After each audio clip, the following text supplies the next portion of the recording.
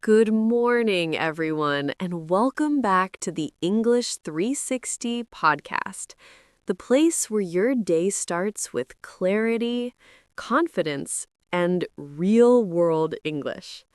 I'm Mia, and I hope you're waking up feeling rested and ready. And I'm Alex. Whether you're drinking your first cup of coffee, getting ready for work, or still figuring out what kind of day it's going to be, we're happy to be part of your morning. Today's episode is all about the English you actually use, from the moment you open your eyes to the moment you turn off the lights at night. Real sentences, real situations, no complicated grammar, no heavy lessons, just natural English that fits into your everyday life. Because if you think about it, your day is already full of English opportunities. Getting out of bed, talking to coworkers, making plans, solving problems, resting, resetting. And when you have simple, useful sentences for these moments, speaking becomes smoother, more natural, and less stressful. So we're going to guide you through a full day, morning, afternoon, evening, and night, with expressions you can use immediately. Think of this episode as your morning companion, something to help you start the day with a clear mind and stronger English. All right, let's begin with the very first part of the day, waking up and getting ready. All right, let's start right at the beginning, the moment the day opens. Morning English is simple, but it sets the tone for everything that comes after. That's true. And mornings can be messy. Some people wake up full of energy, and some people hit the snooze button 3 times. I'm definitely the second type. Oh, same here. I always think 5 more minutes will fix my whole life. Let's give our listeners the first useful sentence of the day. Something you can say the moment you wake up. A classic one is, I need a few minutes to wake up. It's honest, simple, and you can use it with anyone. Or, I didn't sleep very well. A sentence that somehow unites half the planet.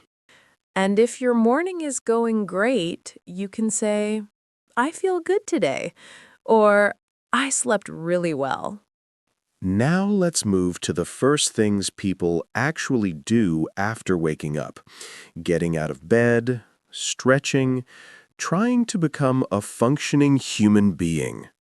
A useful phrase is, I need to get ready. People say this all the time, before school, before work, even before a video call. Another one is give me a moment. You can use it with family, roommates, coworkers, anyone. Let's talk about morning routines. Everyone has one, even if it's chaotic. Mine is pretty simple. I get up, drink water, and make coffee. And I always say, I can't start the day without coffee. It's basically my first language.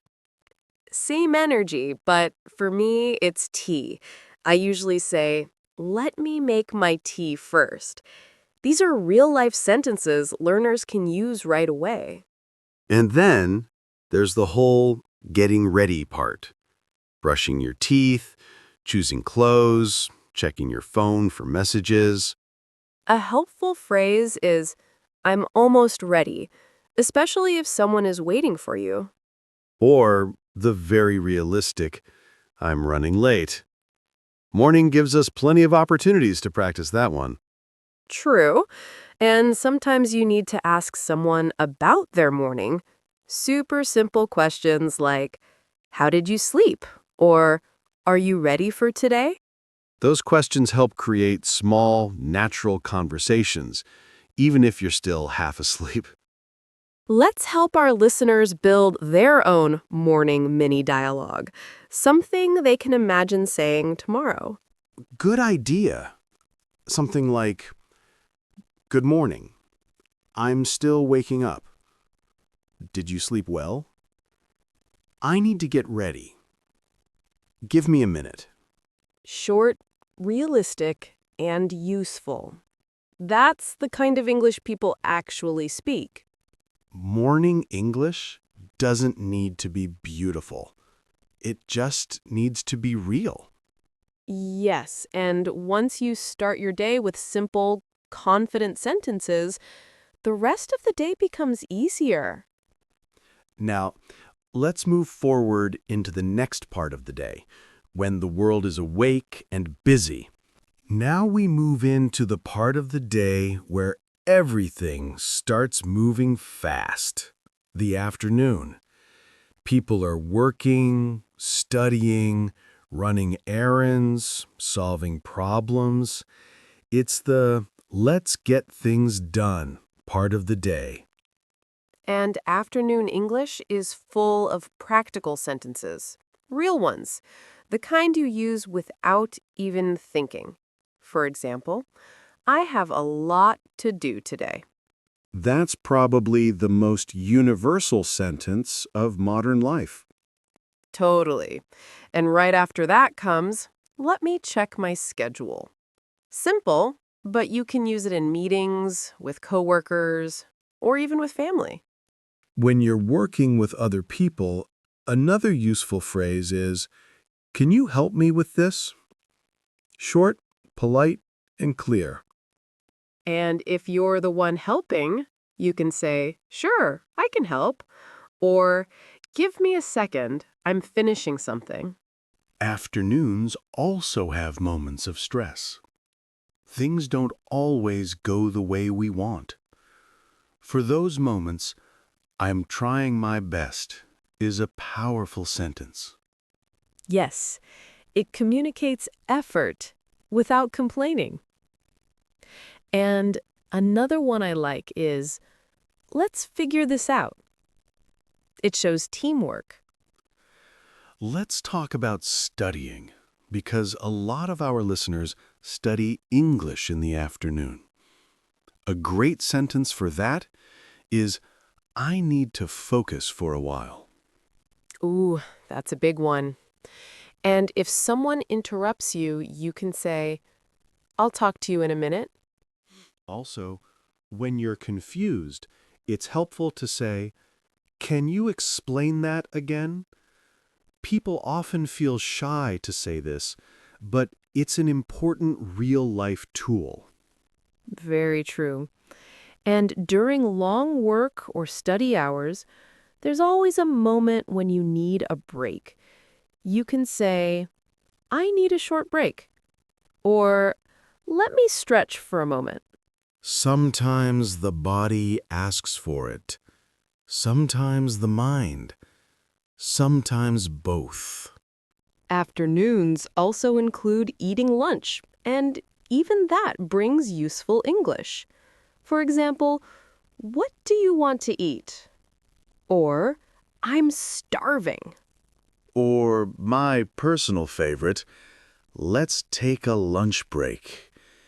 It always sounds like hope. Then there's the part of the afternoon when things finally slow down a little. That moment when tasks are mostly done and you can breathe again. Yes, the moment you say, "I'm almost finished," or "just one more task," it feels like you're winning a small battle. For conversations, a good sentence is, how's your day going? It opens a friendly door for someone to share. And you can answer with something simple like, "It's going well," or "It's been a busy day." Real English, real life. No long explanations. Just the kind of language people actually use every afternoon. And now let's move into the part of the day where the light starts to change, the evening. Now we're stepping into my favorite part of the day, the evening. The world gets quieter, the sky turns softer, and people finally breathe again. I love evenings too.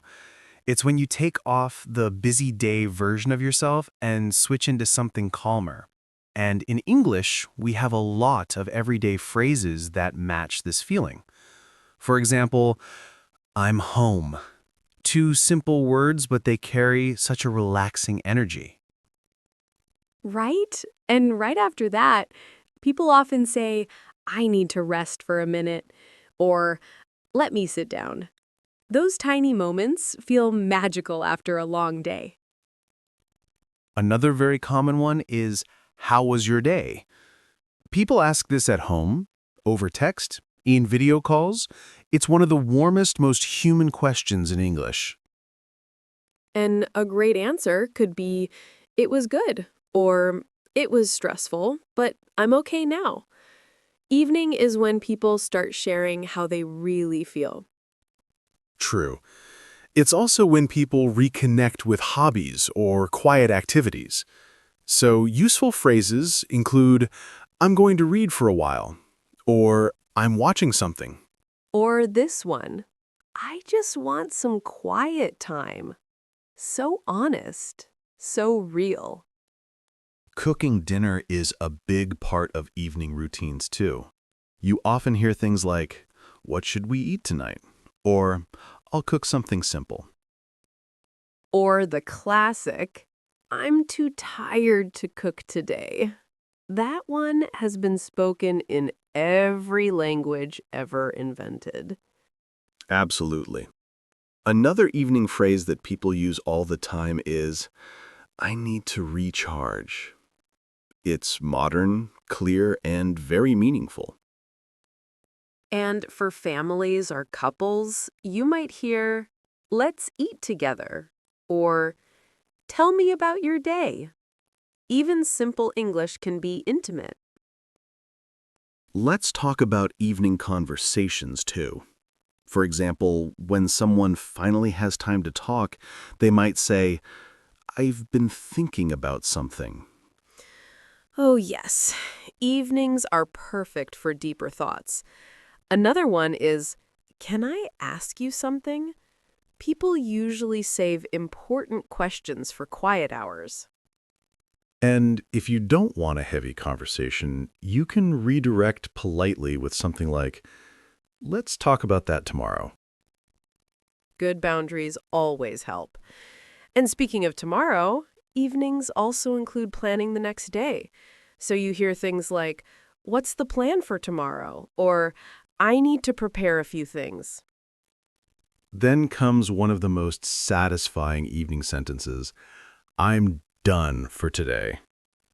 Oh, I love that one. It's like closing a book at the perfect moment. And finally, as the night gets deeper, people say, I'm going to bed. Or, good night, see you tomorrow. Simple, warm English that sounds natural for any learner. And now, let's finish the day with the softest part, nighttime. Now we're arriving at the quietest part of the day, the night. The world slows down, the lights dim, and even the air feels softer. Nighttime English has a special rhythm. People speak more slowly, more gently, and the sentences become shorter.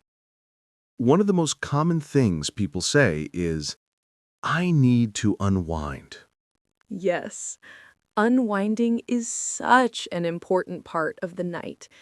And you also hear things like, let me change into something comfortable, or I'm ready to relax. Another big one is reflection.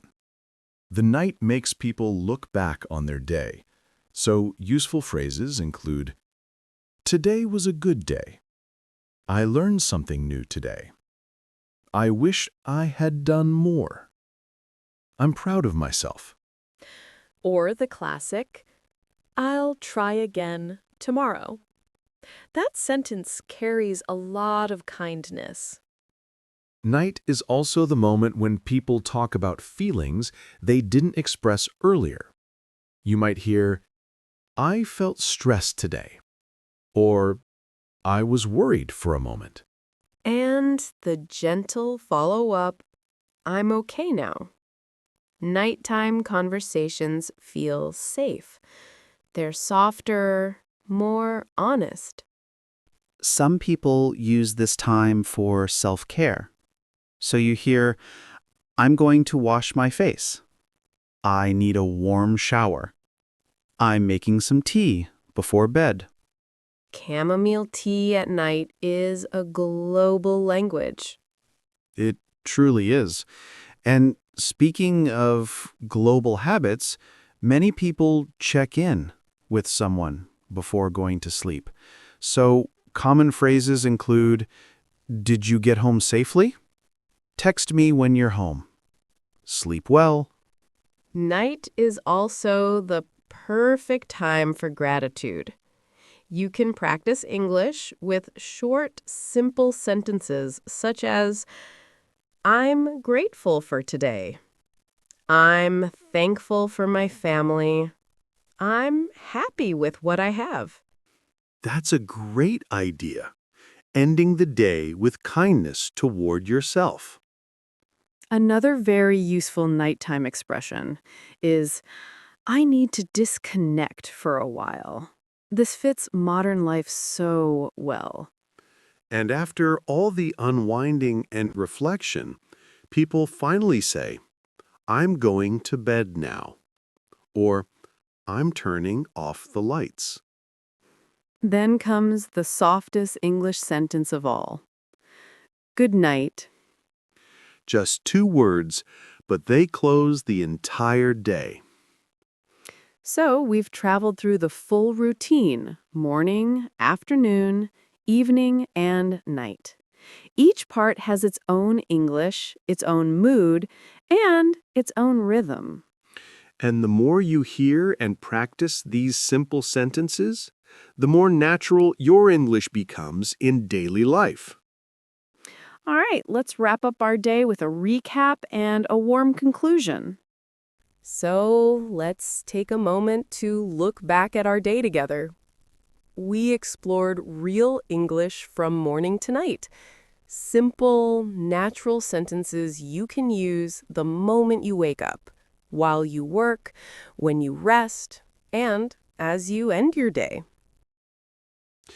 In the morning, we practiced phrases to start the day with purpose. In the afternoon, we covered practical language for work, study, errands, and problem solving. Then, during the evening, we looked at expressions for slowing down, reconnecting, and talking about how the day went. And finally, the night gave us calm English for reflection and rest. These small sentences shape your daily life. They help you sound more natural and feel more confident, even if you're still a beginner. And remember, using just a few of these expressions every day will make your English grow faster than you think. Thank you for spending your morning with us on the English 360 podcast. Take care, keep practicing, and we'll see you in the next episode.